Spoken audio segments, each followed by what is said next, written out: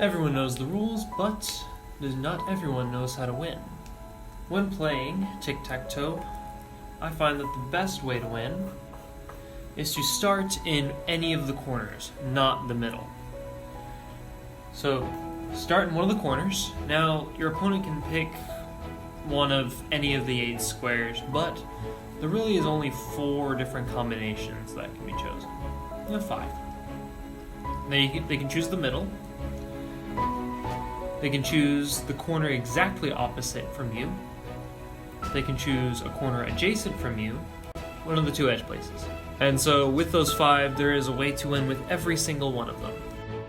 The first way, let's say the opponent chooses the middle, you then pick the opposite corner so that you're essentially on the diagonal, making a diagonal line with the opponent. Now, if your opponent chooses one of the sides and not a corner, it's going to be a tie game. However, if your opponent chooses a corner, you simply take the opposite corner, and now your opponent has to pick which side you get to choose next. Because no matter what your opponent does, you will win.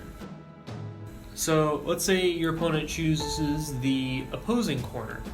There, you would choose one of the other 2 corners, it doesn't really matter which. Your opponent is forced to go in between, in that side spot, to stop a tic-tac-toe from happening. Then you move to the last corner that there is.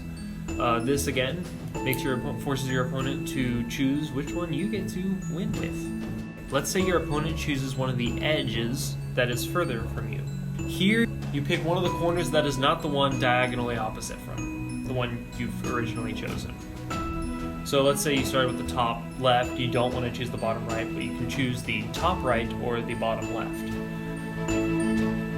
From there, your opponent is forced to move in between, in the top, and then you take the center square, making your opponent choose again.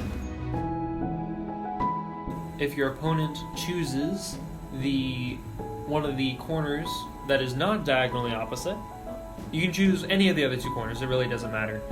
So if you choose the one that is diagonally opposite of one your opponent chose, he is forced to go in the middle, then you take the last corner and win.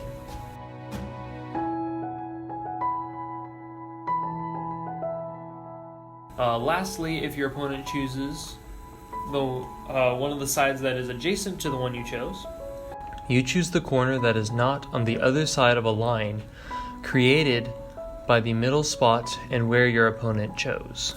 And then your opponent is forced to fill in the spot, you choose the center, and then you win once again.